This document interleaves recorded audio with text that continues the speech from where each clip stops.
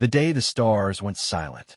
The first shots reopening old human nightmares did not come with a warning.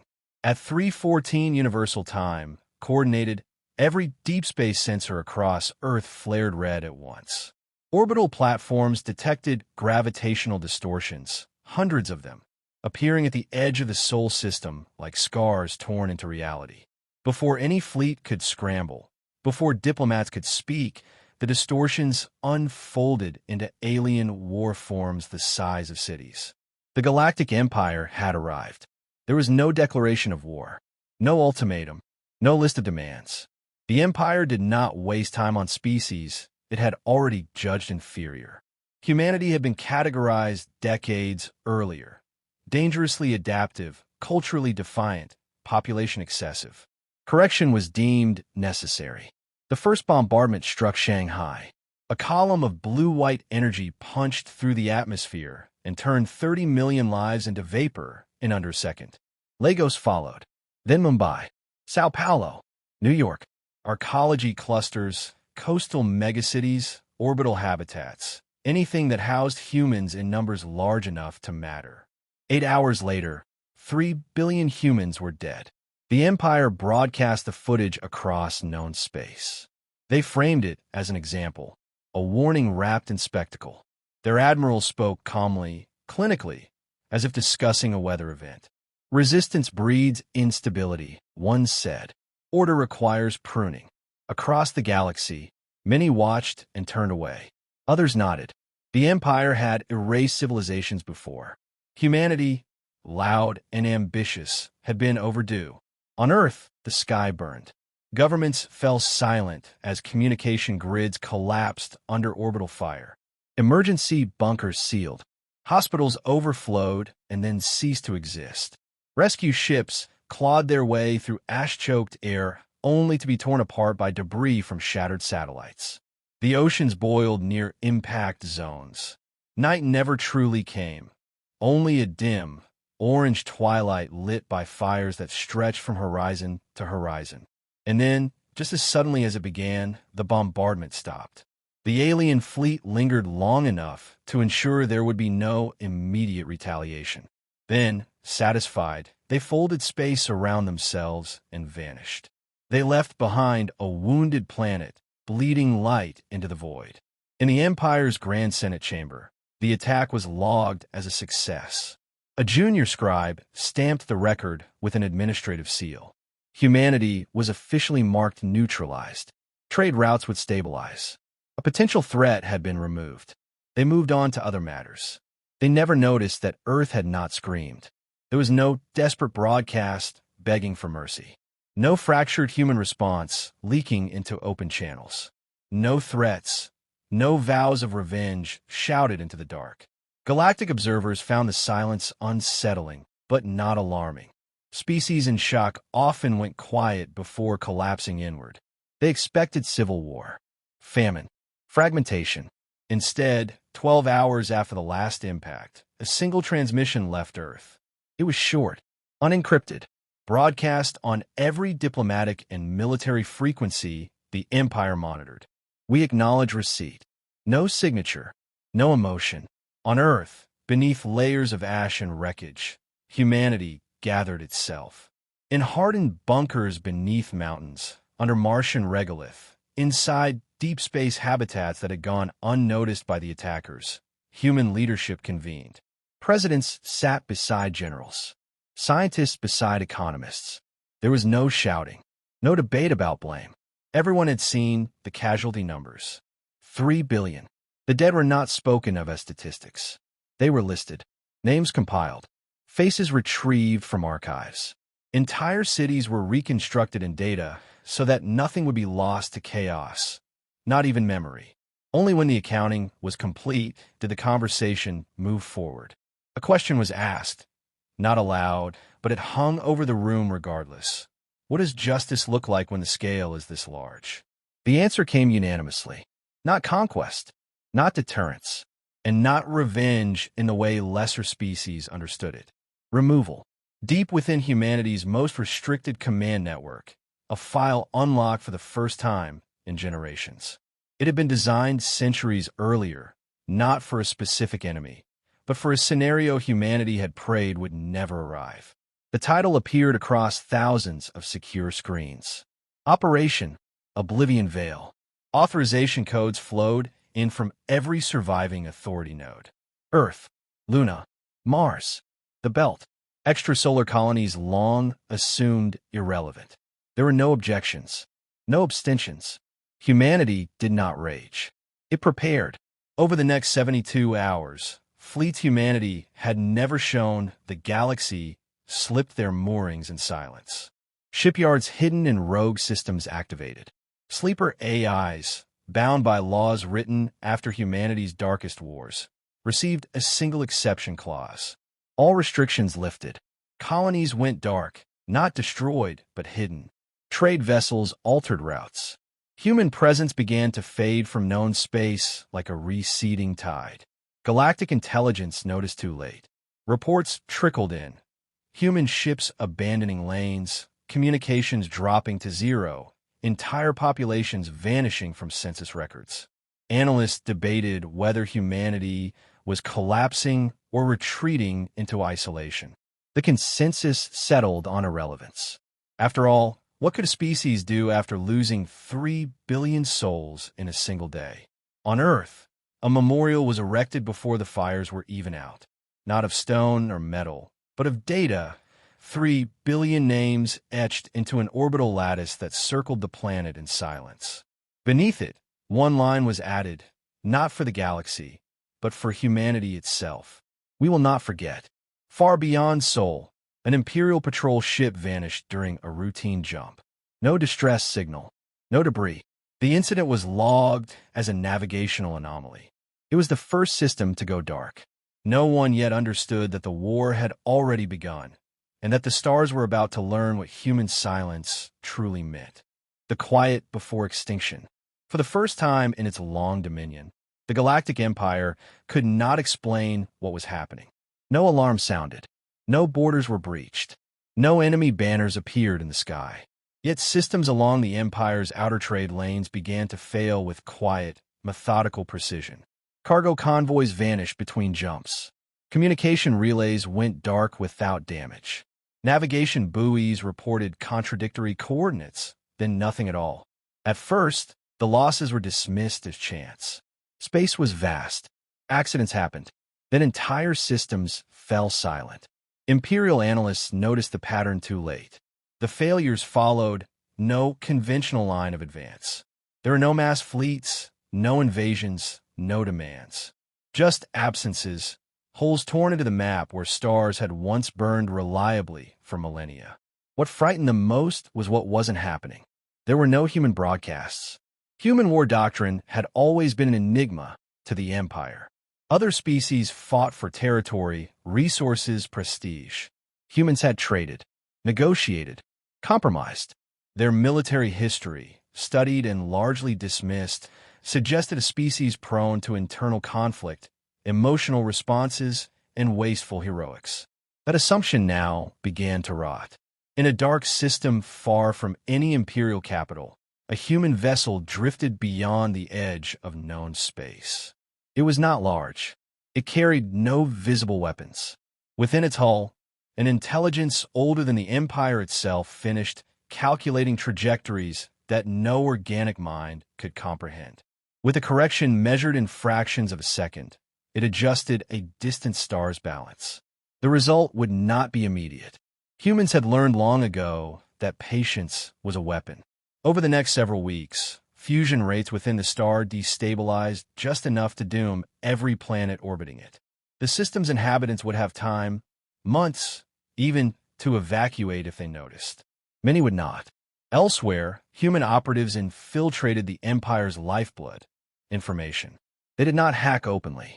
They rewrote assumptions. Banking algorithms that had governed interstellar economies for centuries began producing contradictory results. Supply forecasts drifted off by single-digit percentages, small enough to ignore, catastrophic when multiplied across thousands of systems. Food shipments arrived late, then not at all. Imperial admirals demanded explanations. None satisfied. The first warning came to a provincial governor on the edge of Imperial space. A message appeared on his private channel, bypassing every security layer he possessed. The transmission carried no insignia, only plain text in his own language. This system has been marked. Evacuate civilians if you wish. Military resistance is irrelevant. The governor laughed. Humanity had no fleets in the region. Imperial sensors showed nothing. 30 minutes later, the system's primary star dimmed. Not exploded, not consumed. It simply failed. Gravity shifted. Planetary orbits decayed. Tectonic plates tore themselves apart as tidal forces spiked beyond survivable limits. Cities cracked. Oceans sloshed across continents. Panic followed. Millions died. Millions more fled in whatever vessels they could find. Those who escaped carried stories that spread faster than any official report. Humans were unmaking stars. Across Imperial space, fear bloomed. The Empire scrambled fleets, but they found no targets. They fortified worlds that were never attacked. They hunted enemies that were not there. Every response arrived a step behind the quiet, creeping advance of something that did not announce itself. The truth, finally understood by a handful of terrified strategists, was horrifyingly simple. Humanity was not fighting the Empire's armies. It was fighting the Empire's infrastructure. Trade collapsed next. Hyperlane junctions began to fail as navigation constants drifted by imperceptible margins. A single miscalculation meant a ship emerged inside a gravity well, or did not emerge at all. Insurance networks imploded. Merchant guilds rebelled. Starving systems blamed their governors. Governors blamed the throne. And through it all, humans remained ghosts. They did not bombard cities. They did not glass planets. When evacuation was possible, they allowed it. When civilians fled, human ships did not pursue. This mercy, twisted and deliberate, became its own weapon. Survivors spread the warning. Run when humans speak. Pray when they do not. The Empire's High Council finally convened in emergency session. Reports flooded in. Systems labeled removed. Maps showing growing swaths of empty space. Centuries of imperial expansion were unraveling in weeks. A senior strategist voiced what none wanted to admit. This is not a war of conquest, he said, mandibles trembling. They are not trying to rule us. Silence followed. Another finished the thought. They are trying to make us irrelevant. On a human command vessel drifting beyond sensor range, commanders reviewed casualty projections. Not human ones. Those numbers were already carved into memory, but imperial ones. The estimates were cold, precise, and merciless. No one celebrated. A junior officer finally asked the question that haunted them all. Should we warn the capital? The response came after a pause. They had their warning, the commander said. 3 billion times over. As if summoned by the thought, a new data marker appeared on the galactic map. A core imperial system, old, powerful, symbolic, flickered from green to black. Removed. The Galactic Empire was beginning to understand. Humanity had not come to win. It had come to erase. And the quiet was only just ending. Operation Oblivion Veil. The first open strike came without spectacle. There was no grand fleet engagement, no clash of armadas blazing across the stars. At precisely the same moment, across hundreds of light years, the Galactic Empire simply stopped functioning. Command nexuses went dark. Defense grids failed to recognize friend from foe. Fleets received orders that contradicted themselves, then none at all. In the confusion, human forces moved, not in columns or waves, but as precise absences, removing keystones and letting the structure collapse under its own weight. Operation Oblivion Veil had entered its execution phase. Human war doctrine, long misunderstood, revealed itself in full. They did not seek decisive battles. Battles were wasteful. Instead, they targeted continuity. Archives, governance nodes, cultural repositories, anything that allowed a civilization to remember who it had been. On the world of Cartel, an imperial military hub older than human recorded history, sensors detected a single human vessel entering orbit. It made no attempt to hide. Defensive batteries powered up immediately. They never fired. Every targeting system froze mid-calculation. Fire control AIs entered recursive loops they could not escape. By the time technicians realized the problem was not mechanical but logical, human insertion teams were already inside the data vaults. They did not destroy the facility. They copied it. Every military doctrine, every tactical lesson, every recorded victory. Then, with ruthless efficiency, they erased the originals. When the humans left, Cartel still stood, but it no longer knew how to fight. Across Imperial space, similar stories unfolded. Libraries emptied. Genetic archives vanished. Species registries, records proving entire civilizations had ever existed, were wiped clean. It was not just extermination. It was unmaking. The psychological weapon followed. Without warning, Imperial command channels began receiving a broadcast. It bypassed encryption effortlessly, inserting itself into every display, every audio feed. At first, commanders assumed it was static. Then the names began. Human names, spoken slowly, clearly, one after another. No repetition, no commentary, just the steady recitation of the dead. 3 billion voices would have taken years to finish. The Empire did not last that long. The effect was devastating. Crews abandoned posts. Officers tore out comm units in desperation. Some begged for the transmission to stop. Others listened, frozen, as if hoping the sheer weight of it might end their suffering sooner. One admiral collapsed, whispering, "They remember all of them." In the Empire's core, panic finally reached the throne. Emergency fleets were recalled. Borders were sealed. For the first time in its existence, the Galactic Empire issued a broadcast not of command, but of surrender.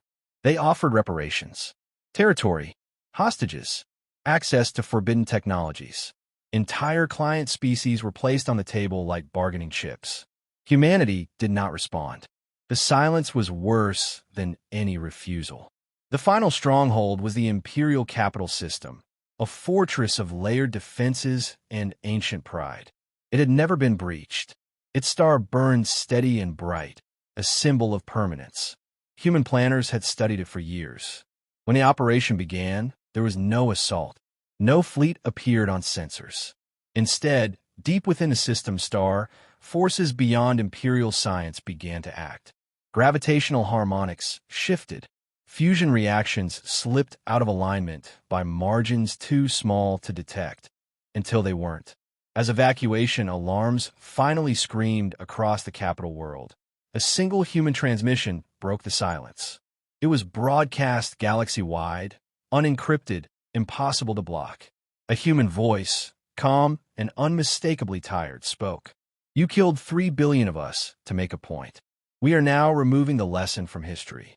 No threats followed. No demands.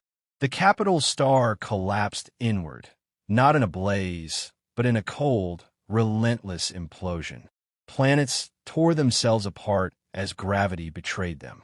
The seat of the Empire vanished in a flash of distorted space and silence. With it went the last claim to authority. Across the galaxy, Imperial fleets received their final orders from commanders who no longer existed. Confusion dissolved into surrender, surrender into flight. Some ships powered down and waited. Others fled into unmapped space, never to be heard from again. Human forces did not pursue.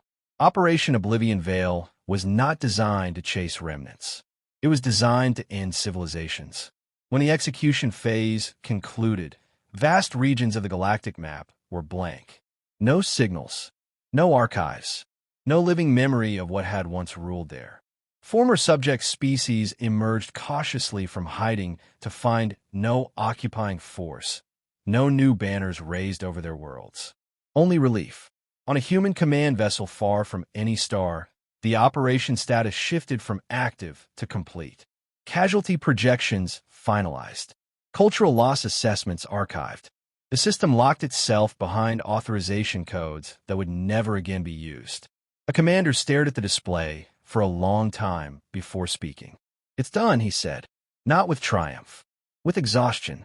Around him, no one cheered. Humanity had erased an empire, and in doing so, had carved a warning into the very structure of the galaxy, one written not in fire, but in absence. The stars that remained seemed dimmer for it, but none dared speak that thought aloud. What the galaxy learned. The war did not end with a victory parade. There were no celebrations, no declarations of a new age, no human flags planted in the ruins of an empire. When Operation Oblivion Veil concluded, humanity did what it had always done best after violence. It withdrew. Human fleets vanished from Imperial space as quietly as they had arrived. Hyperlanes cleared. Interference ceased. Systems that had been spared slowly realized no occupation was coming. No tribute would be demanded. No new ruler would replace the old. The Galactic Empire was simply gone. In the vacuum it left behind, the galaxy hesitated. Former client species emerged cautiously from decades of enforced obedience. They expected chaos, civil wars, predators rushing to fill the power vacuum. Some fortified their borders. Others sent desperate diplomatic envoys into the dark, hoping to find the humans before something worse did. They found aid instead. Automated relief ships appeared at the edges of devastated systems, unmarked, unarmed, and carrying food synthesizers, medical arrays, and atmospheric stabilizers. No demands accompanied them. No credits were requested. The ships delivered their cargo, transmitted technical schematics, and departed. The message was always the same. Rebuild. Govern yourselves. It took years for the galaxy to accept that this was not a trap. A new, unwritten law spread faster than any treaty ever had. It was passed in whispers between captains, etched into trade guild manuals, taught in military academies that no longer existed. Do not target human civilians. Not because humans would conquer you, but because they would remember you. In the fragmented councils that replaced imperial governance, historians struggled with an impossible task. The empire had ruled for thousands of years. Its archives are gone.